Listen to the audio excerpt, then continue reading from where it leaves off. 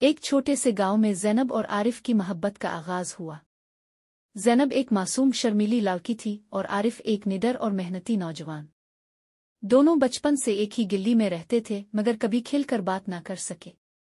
عارف ہر صبح زینب کو کنویں پر پانی بھرتے دیکھتا اور دل ہی دل میں دعا کرتا کہ کبھی اپنی محبت کا اظہار کر سکے۔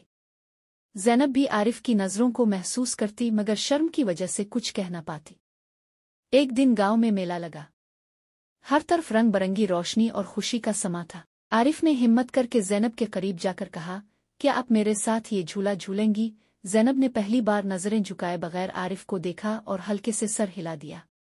اس ایک لمحے نے دونوں کے دلوں میں محبت کے بیج کو مضبوطی سے جڑ پکڑنے دیا۔ وقت کے ساتھ ان کی ملاقاتیں بڑھتی گئیں۔